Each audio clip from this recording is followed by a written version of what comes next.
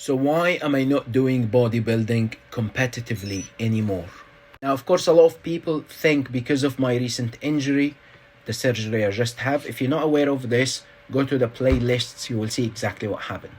But no, the reason is not the surgery and it's not the time of training or the recent injury, none of that. It's other reason or reasons, not just one. Now, we all know, or most of us know, that bodybuilding is not the healthiest sport or the healthiest lifestyle for you. Or some of you be like, wait, that's coming from somebody who's done bodybuilding competitively for years, done all these competitions, all these gold medals, the achievements, the trophies. Yes, I'm saying this now because I've learned that you learn things by doing them, not by watching them.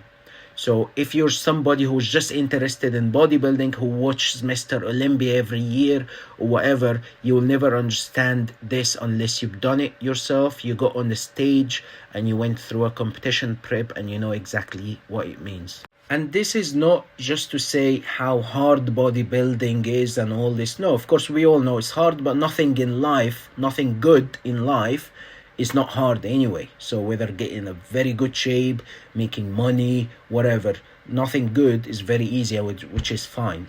But there are completely different reasons. The first one we were all familiar with, which is the body dysmorphia. Although it was not too bad for me, it's not something that I suffered massively from, especially as a coach, professional at the same time.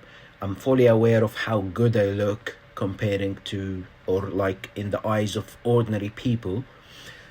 But of course, as a bodybuilder, competitive bodybuilder, I always want more. I always want more muscle mass, more muscle maturity, more muscle dense, more definition, more strains in the muscles, more veins if it's, competition season, pre-competition, whatever. So never had enough.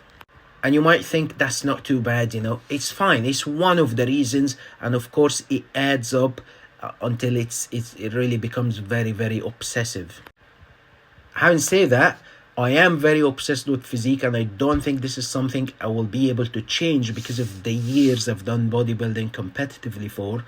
However, I think it's at this stage when you can, stop and kind of try to fix the issues and deal with the issues. The other point, of course, I lived a number of years with a very high level of commitment to, as an athlete and to the competitions.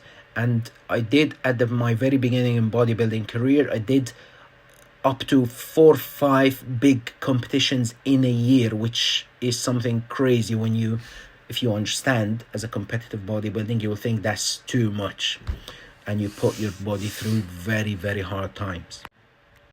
But the main issue with that is I couldn't go to any social situation or even somebody's birthday at all, or without carrying some meal box that is usually got some steak and rice or chicken and vegetables, something, whatever, I have to eat. So it's not something I'm saying I suffered from, but at this stage, I've had enough of this. Now, of course, if you know me, you would know that it doesn't mean that I'm now eating junk food. Not at all. I'm still pretty much on the same lifestyle, but the thing is, I don't have to weigh my rice to the gram.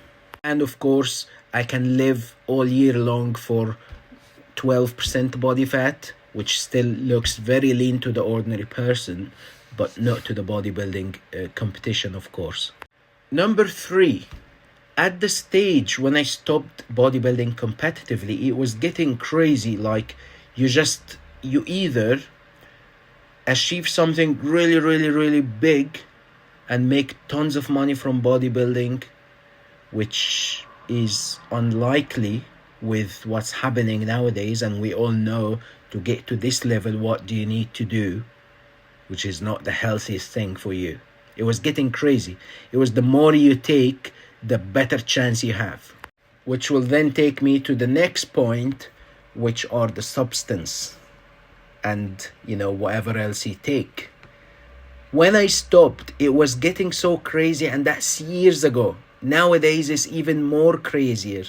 There's nowadays the biggest sizes in bodybuilding ever existed nowadays, to ever, even more than the 70s era, than the 2000 era. All this is just, there are people now double the size of people who won Olympia in the 1970s and 80s. And of course, this will need another video or even a series of videos to talk about, especially my experience. And I started from a very, very young age, and how lucky I was as well, because it's all to do with your genetic abilities. Some people take one substance and get all the possible side effects of that substance, and some people take all the substance in the world and get no side effects. I consider myself one of these people, which at the time people thought it's great for my bodybuilding future, because then it means my body can tolerate more substance and achieve more results with less side effects. I have way more to talk about this, but I will definitely make another video to discuss this more, but I'm interested to read your comments as well.